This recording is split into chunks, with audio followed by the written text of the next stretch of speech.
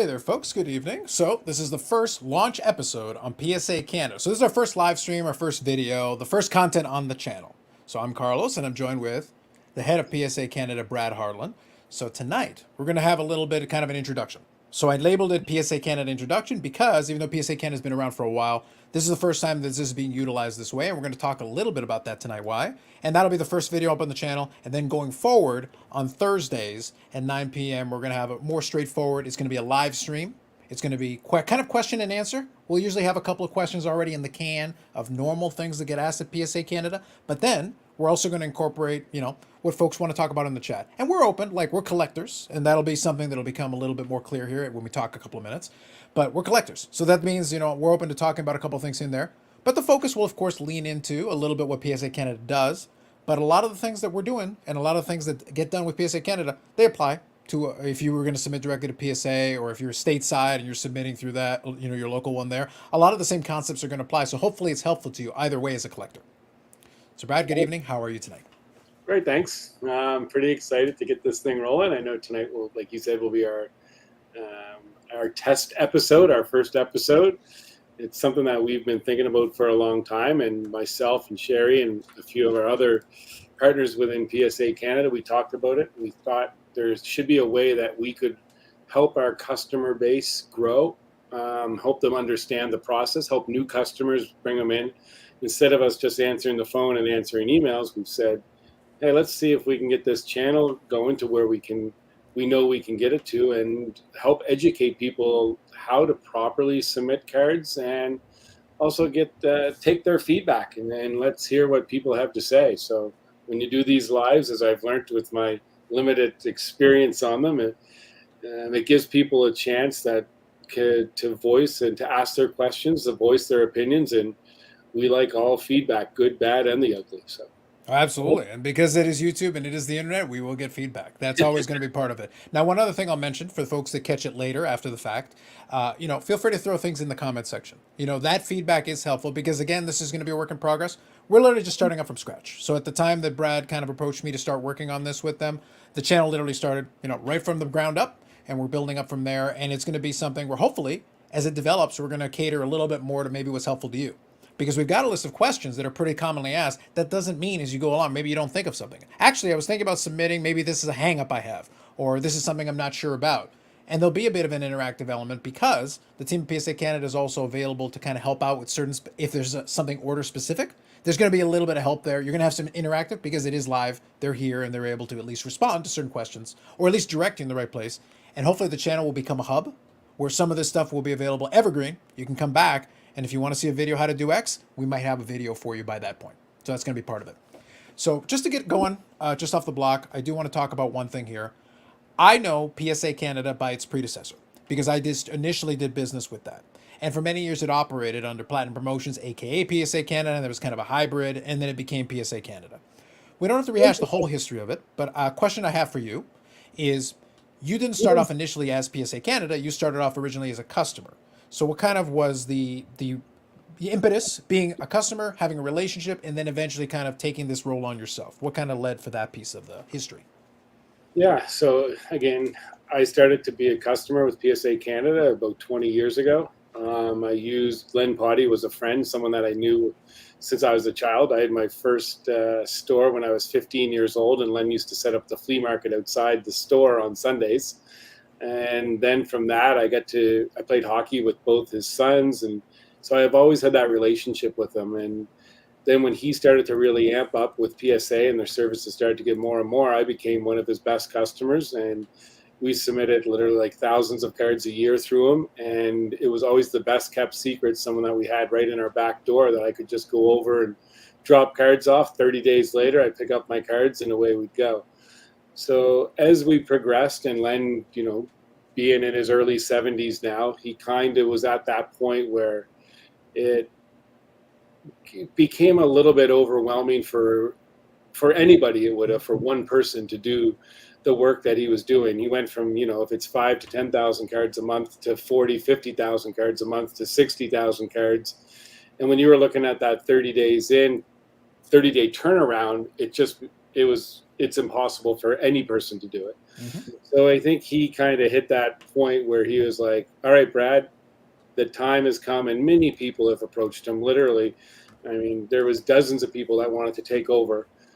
So I went through the whole process. We went over to his wife, Cindy was there, and we sat at the kitchen table, and he said, well, here's what I'd like to do. And it took us about, I'd say, a minute.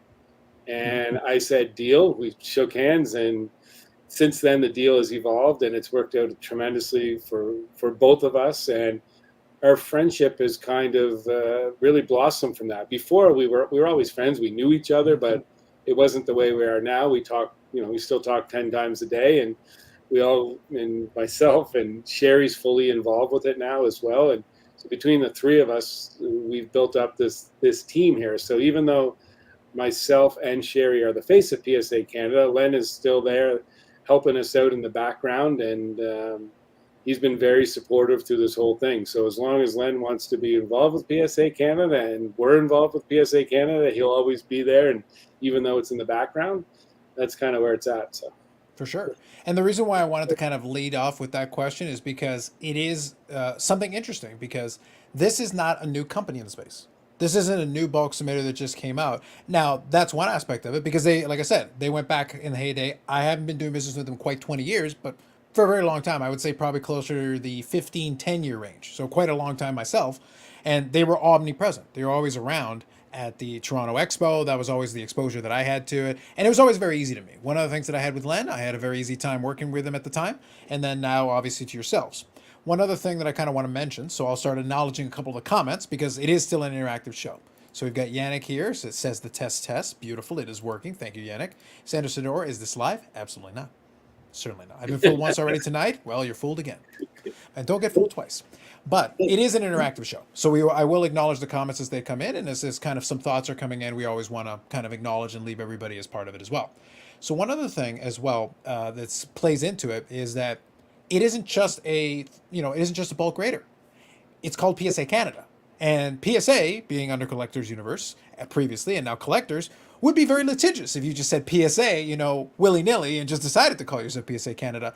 That speaks to a long-standing relationship. So just out of curiosity for you, as kind of a background thing, at what point did it become comfortable? It was always kind of nicknamed PSA Canada. I remember that in the ads with Platinum Promotions, but it wasn't the PSA Canada branding that it is today in the corner, the lovely logo we've got going on.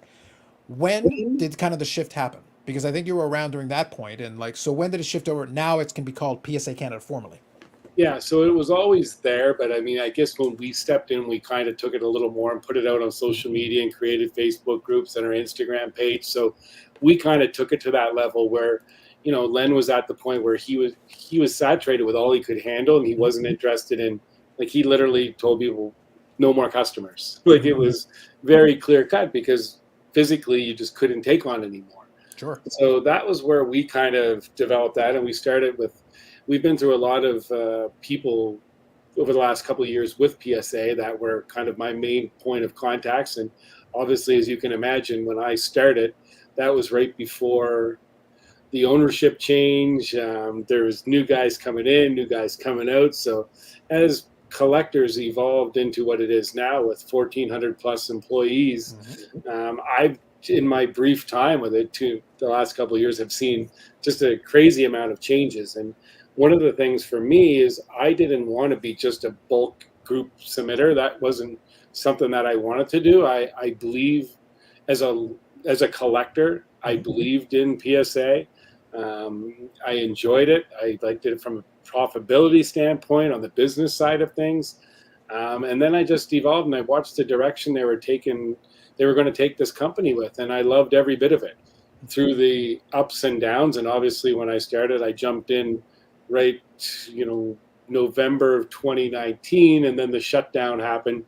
I'm gonna get to that in a second, because there's a couple of good stories, because that was a unique time, and then as a bulk submitter, and then PSA had its challenges. So we'll definitely touch on that. But obviously that's been part of your tenure, part of it too. Yeah, absolutely. So it was it was a lot, and it's been a lot. It's been this full-time job that there's been highs and lows. There was times where I'm like, I don't want to do this anymore. I really didn't, especially during with all the changes at PSA.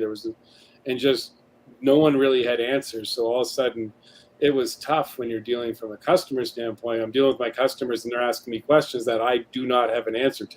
Hmm. And the number one question is, where's my cards? When are my cards coming back? I'd be Hmm. like, well, I know your cards are safe and secure, but I have no idea. Hmm. Like that was my answer. I'm sorry, but I don't have any idea when they're going to come back. Right. Yeah, and that's one of the interesting things. Like I said, it's been, as I've gotten to know you guys and chatted with you, is that you've been very transparent about some of the challenges that creates, because it's a real thing. Obviously, like PSA was the 800-pound gorilla in the room. So when the 800-pound gorilla suddenly took off and said, gone fishing, and it created a ripple effect, and it's still being felt, it's still being impacted as we speak now. The backlog is approaching its last stage, so that's going to be a big change up. And we obviously had a recent promotion that was kind of a thing, and maybe we can touch on that briefly at the end. But I want to get a little history here. So Yeah. you took over, and then obviously you got slammed very early on in 2020. We faced an entirely different universe. Now, obviously, that was a challenge. But then, even as it started, because in our side of things, and maybe you want to touch on kind of what you think the difference was, the backlog on our end of it ended a lot sooner than kind of, because really, from the Canadian perspective, the backlog's been gone for a while. Our backlog is done. The last vestiges of the overall backlog is almost done. But what did you find? Obviously, and we can show the picture down later on. But you guys got hit with a lot of cards all at once as that came to an end. Yeah, I still remember the moment. Like it's funny when you look at things, you remember certain moments. Like I Hmm. remember where I was in '87 during the Canada Cup. I remember where I was when Joe Carter hit the home run. Hmm. I remember it was a Sunday night, and all of a sudden I went in and I said, I don't know what we're going to do. We're literally getting hundreds of emails. People are just very upset. I just plugged in. I went on to our account, and all of a sudden I seen order went. An order went to the shipping, Hmm. and I don't even know how I plugged on. I'm like shipping, like because I was told they weren't. It was going to be another 3 or 4 months Hmm. minimum, and that was in what would that have been in just towards like August, I believe. Hmm. And so I'm telling people your cards are going to be back in 2022 sometime. We're not really sure. And then all of a sudden the email started to pop where it went ship, ship, ship, ship, ship, ship, ship. And I went, what is going on?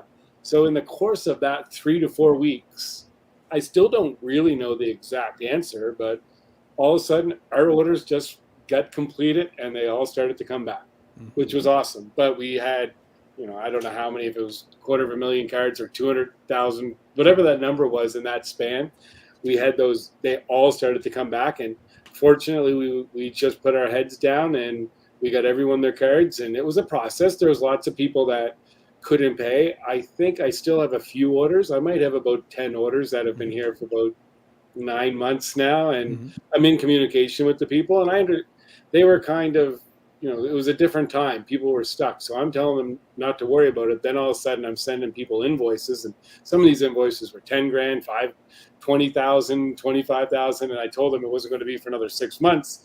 So I had to work with them and I had to adapt with that. So Hmm. yeah, well, we pulled it off. So I couldn't be happier with that. And I'm thankful to all the customers that stood by us. Hmm. Absolutely. I wanted to talk about that because that would obviously be one of the more challenging, situations that came as a part as a result of it. And kind of to contrast that, one of the things that I get a chance to talk to you and the team about pretty regularly when we're having the rest of our chat. But I think what's kind of funny and what's kind of interesting is obviously there's an upside to it as well. There's kind of a fun side. You do get a chance to see a lot of cool cards, and over time you've got a chance to see a lot of very interesting, obscure, unique, rare, valuable, the whole spectrum, the whole gamut. Is that the one of the favorite parts of it, or is there some other parts of it? So we talked about one of the challenges. Is that one of the favorite parts, the cool stuff that you get to see and the conversation you get to have? Yeah, personally, I think well, actually, I know the number one joy that I get is even tonight. I had a guy, Mike Harvey, local guy, first time he submitted one card ever for grading. He gave it to me a couple months ago, Hmm. and it was an Austin Matthews young gun, and it came back. We opened it up today, and I seen the sticker Mike Harvey, and I went, I could not wait to call him. So I sent a text message first. I said, Mike, you around? And I gave him a call, and he was like some of these things when it kind of changes I don't want to say changes his life, but all of a sudden that card, like that's a big influence when now he's got a card worth a couple $1,000s and he's very excited. So when you get to tell people that exciting news and you get to see their reaction, that's exciting and that's all worth it. Now there is the opposite side of it when you have to deal with the other part, but that's business. But as a collector and that's the highlight of me is delivering cards back to people and seeing the looks or the joy, either if it's from a collector standpoint or from a monetary standpoint. Both of those are give me quite the high in life, that's for sure. Absolutely. So let me touch on a couple of these. So Paul, good evening. Absolutely. Thank you for popping in. And I like Sanderson to Orr's question. And actually, we'll use this one. This will be our question for tonight. So let me ask you a couple questions. Like I said, we're establishing everything here tonight. We'll use this one because this one's kind of a broad one. It's kind of a classic question. So I think it's a good solid one that we'll touch on tonight. So thank you for that. I'll come back to that in a second, Eric. Now, obviously, there are those challenges. There is communicating with those folks. One of the experiences that I've had with the PSA Canada thing is that it is more of a hands-on approach. I mentioned earlier that, like Len, when I would deal with it, so there was a situation where I submitted something in the fall, and by the time PSA got it back, it was already the holiday season. I got a phone call, and it was Len Potty, and he was basically telling me, "Hey, look, I can send this to you right now, or if you want to hold it a little bit longer, and then we'll send it over. We'll send it past the holiday rush." And since I wasn't in a hurry, I said, "Yeah, no, fine, that sounds great. Send it past the holiday rush," and they did. It's a little bit more hands-on service because it is more of a small business. Like you can name all the people. So I think people sometimes will look at the branding. They'll see the PSA Canada collectors and the amount of employees they have, which they do, and the campus and all that stuff, all this exciting stuff they're doing. But despite the branding, it's like, no, you can still name off all the people on the roster that are actually doing the work. So it's one of those things where, do you ever find that to be a little bit challenging? Because with the branding, it's almost like an implication. Oh, you're PSA. It's like, well, PSA Canada, yes. Yeah, no, yeah, absolutely. Like we get phone calls all the time, and we pretty much get phone calls 24/7. So there's calls sometimes, and I have a weird sleeping patterns, but all of a sudden I could wake up and I could answer the phone. I could get a call at 3 o'clock from somebody in the morning. I could tell you, oh, I just thought I was going to get a generic message. And it's like, no, you got me. Just lying here in bed. What can I do for you? And it completely throws people off the loop. But we're a team here in Halifax of myself and Sherry that do all the processing, all the administrative. We are building our team up, and we're excited for our plans that we have with PSA. And that team will consist of people all across the country. And we've kind of narrowed it down. I guess that's a good way. I'll use that term, narrowed it down. But we know the partners that we have and some of the large group submitters that have really worked well and have been loyal to us through this whole process, which is, in today's world, the loyalty is sometimes hard to come by. So we have a good roster that we're building up, and I can see this PSA Canada team working with PSA and having a team of 20, 25 people over the course of the next couple of years, and really taking service levels for us Canadians on par or better than service levels in the US. So I'm excited for that. Very nice, very nice. I think that great answer on that one. So let me kind of leave this open-ended question, and then we'll touch on the one that Eric brought up, because I think that's a really good question for, like I said, an opening episode. It's an introduction, and then down the road we'll get a chance to talk a little bit more about some of the team and all that. We'll have an opportunity to do all that. Tonight is just to lay the groundwork. Kind of an open-ended question. What would, in your opinion, be one of the biggest misconceptions? Maybe something that if somebody was coming in, because it kind of plays into Eric's question a little bit. If somebody's never done business with PSA Canada before, and they know the brand, but maybe they haven't done it, what's one of the biggest misconceptions? One of the things they may not understand coming in that you feel like you see all the time? One of the things is that we don't grade cards here ourselves. That's a big misconception. So we educate people. I don't know how many times, I think even my daughter at 16 years old can recite, all cards are graded in Santa Ana, California by PSA. Now, obviously, it's changing with the New Jersey office, but that's kind of on repeat. Oh, you don't grade cards there? You got to ship them away. So that's one of the misconceptions. Because again, and I understand why, they say, oh, PSA Canada, this is great. I can get my cards graded in Canada. So that's probably the one that we deal with the most. No, that makes sense. Like I said, it's an education piece above all else. And that is, like I mentioned earlier, that's going to be one of the things that hopefully this channel and a lot of things we talk about, it's going to be educating. It's going to be filling in some of those gaps and providing, hey, in case you're curious, here are some of the answers to some of the questions. Yeah. So let me touch on Eric's question here a little bit because it's a nice open-ended question and it's like a good, perfect introductory question. So thank you, Eric, for this question. It says, if you are to use bulk submitter, what would the process look like? And I've seen a couple of different variants of this, but let's talk about, I'm at the Toronto Expo. I'm approaching you guys. I've got some cards that I'm thinking about getting grading. What does that feel like? What does that look like? What do we usually do here kind of in an open-ended way? Yeah, so we started when we first set up for the first Toronto show. We were doing what PSA always wanted us and everyone to do, is set up an account, go in, you print off your submission forms. So an actual submission form, I take the submission form, I transfer it over to our account, and then I submit the cards for them.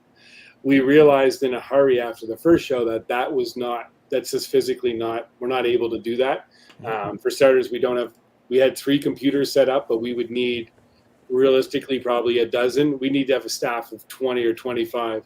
So now what we do, we simply have an Excel file that we just print it off and we get people to fill out all the list of cards. So you'll bring up your cards, we'll go over it with you, we'll try to help you understand how to submit the cards properly and at what service levels, and even if you should submit the cards. So that's one of the things, a real big advantage that we offer is we try to educate the customer on what cards to submit. At the end of the day, it's still their decision, but everyone's cards are always, in their minds, are always better than what they actually are. And that happens continuously. It's like, oh, my Gretzky rookie's going to be a PSA 9. It's got to be a 9 or 10. It's been in plastic. I had it since 79.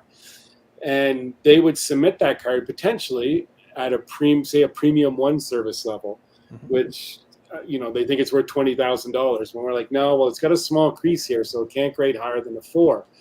You should submit that at the economy level or whatever, the express level, whatever you wanted to do from that standpoint. And one thing that we've talked about in the past is that if you happen to go, if you're conservative and you go a little bit lower, it will likely get bumped up to that level anyway. It's one of those things. If it comes out the way you're over, if it comes out a 9, it will be adjusted accordingly. And then it's kind of a bonus. But if it turns out it's not the case, then you didn't overpay.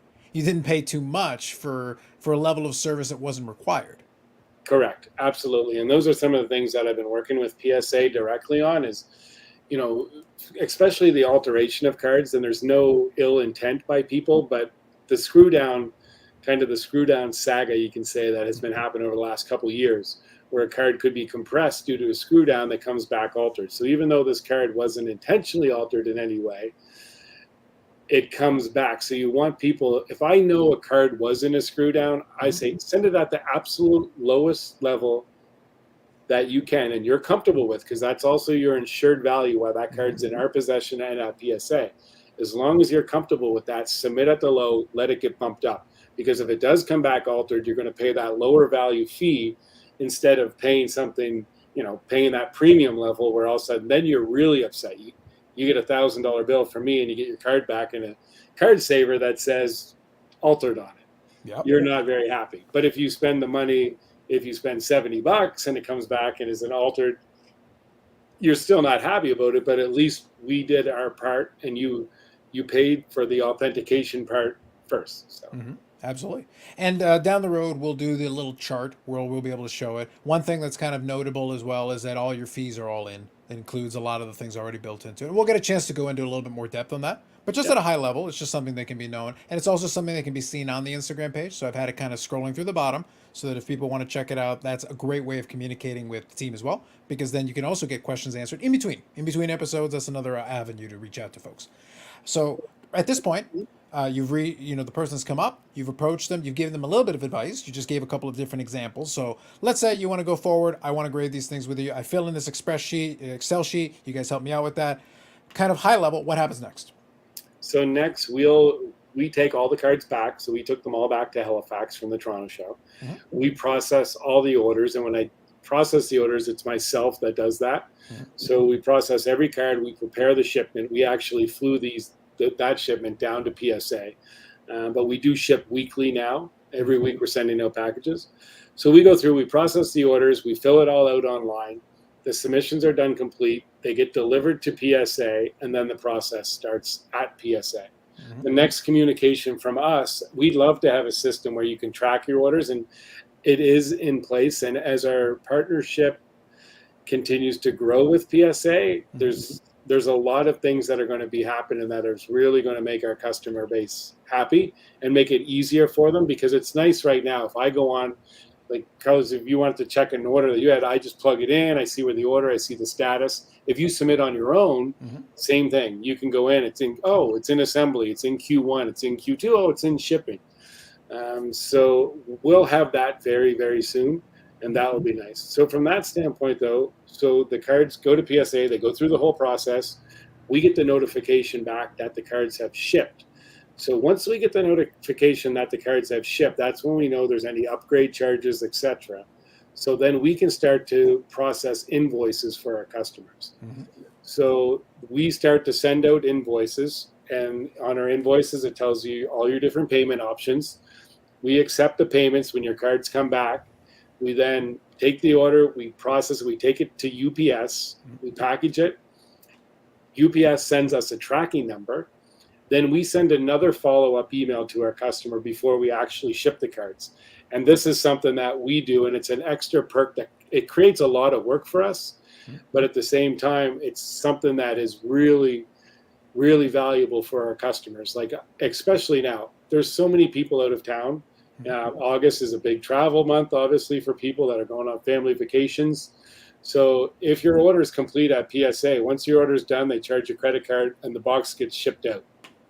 So that's the process. So before we ship to it, we get a reply back from our customers. So right now, today we had, I think, 6 or 7 people that said, "Oh, I'll be back on September 2nd. Can you hold that for me? I don't want it to sit at the post office. I don't want it to sit at the UPS store. Or I don't even want it to sit on my doorstep," because even though we send everything overnight signature required, as we all know in this world with delivery drivers today, signature required doesn't necessarily always mean signature required, which is scary, but that is the case. So that's right. Yeah, so that's the process. Absolutely. No, thank you for that. It's good to have that high level, because a lot of times people don't understand all the little steps that happen in between. And at the same time, also, like, as we go along, it'll be easier to contrast it. Somebody submitting them to themselves, they're kind of on their own. There's a lot of little elements to it. When you do submit it through bulk submitter, it's a plus and a minus. It's like anything else. One of the advantages is that you do kind of have a little bit of support. You do have somebody that you can reach out to. You can get the status. You can be like, "Hey, what's going on with this?" If there's an issue, you do have you do basically have an advocate. It can be like, "Hey, there's a situation. Can you find out what's going on with this?" And at least somebody's able to speak on your behalf, and that's kind of included. It's kind of baked into it right from the beginning, with a little bit of advice at the start, just to give you kind of an idea of what to expect, set the expectations appropriately, and then all the way through to the conclusion where you get your stuff. And then hopefully you open it up and you're happy and everybody wins. Exactly. And I could have got, there's even some more details that I probably, when you ask that question, to get into the other things that we do. It's not, we have to package it up. We videotape all the packages as we're doing it. So everything's recorded. We back up the boxes. We fill out all the USMCA reports. We have to take the box over to FedEx. We have different delivery schedules, so we kind of mix the delivery schedules up so they're not always going on the same days. Just another element of basic security 101, I guess you could say.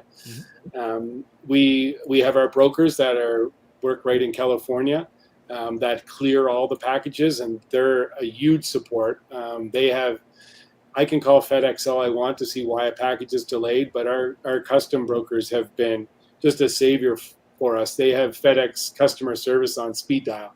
They say, "Why is this box stuck in Memphis?" And within 2 minutes, they get a reply, where I might not get a reply for 3 days. So that's one of the big things too. Part of we take care of all customs duties, et cetera, to make sure none of our customers have to worry about that. So that is work. And it's another costly thing that some people don't realize as well. They look, "Oh, well, your shipping rate seems a little bit higher." And it's like, none of this stuff is free. Insured shipping to and from PSA through FedEx is expensive. The broker fees that we pay, it's expensive. Every package is a couple $100, couple $100. It all adds up in a hurry. So, for sure. Sounds good. So what we'll do is we'll start winding her down for this episode, because I wanted to basically give an introduction and get the ground rolling. Anybody who checks it out on replay, like I mentioned earlier tonight, if you want to leave a comment in the comment section, any questions that you might have. And again, just to emphasize, It is the PSA Canada YouTube channel, and that is going to be the focus for the most part. But it is with a third-party grader. It is a bulk submitter. So a lot of the questions and issues of bulk submission and that kind of thing actually apply across the board. So there is an opportunity here to answer questions in kind of a broad strokes way that, yeah, it totally applies to PSA Canada, but maybe it might be helpful to you or somebody else. So don't hesitate to still ask the question, because there's a good chance it still applies the same way as it would for anybody else. The other element we'll do into it, like I mentioned earlier, we're going to come back on Thursday. That's going to be like the first official one. So this is like the pre-pilot, just to get us a little bit underway, to give a little background for everybody. That'll be an episode where we'll have a couple questions already ready to go ahead of time. But the chat will be open like tonight, and it will be available if anybody wants to ask any questions. So any last comments, guys, you can throw them in there, and I'll share them briefly, because I'm usually pretty good with that. And if you could like the video if you haven't already, appreciate it. If you could subscribe to the channel if you haven't already, appreciate it. We're going to start trying to build up that subscriber count. We're going to try to get enough subscribers to get a custom URL for the channel. I know. I know. It'll be very exciting. So real quick here. So Yannick puts in, I love the new show, guys. Looking forward to discovering more. Cheers. Absolutely. And tonight will be a more straightforward, streamlined one. I wanted to start off nice and easy, but then as we start getting the other ones, again, don't hesitate to ask questions just about sports cars in general. We are collectors. We've been at this a while. We'll talk a little bit more about that on Thursday, because I think it'll be kind of a fun way of adding that element to it. It should still be fun. We are going to talk about some stuff. We're going to answer some real questions and try to help everybody out, but it should be fun, because sports cars are supposed to be fun. Yeah, absolutely. So real quick here. So thank you, Eric, and thank you everybody else for joining in, Paul and everyone else who joined us in our maiden voyage. So, like I said, back on Thursday night, 9 p.m. Eastern time. The little thumbnail placeholder will already be in place on the channel. If you subscribe to the channel and hit the notification bell, you will get that when the episodes are about to come up. So for Brad, the PSA team, and myself, thank you for joining us. Have a great evening. We'll catch you in the next one. Thanks, guys.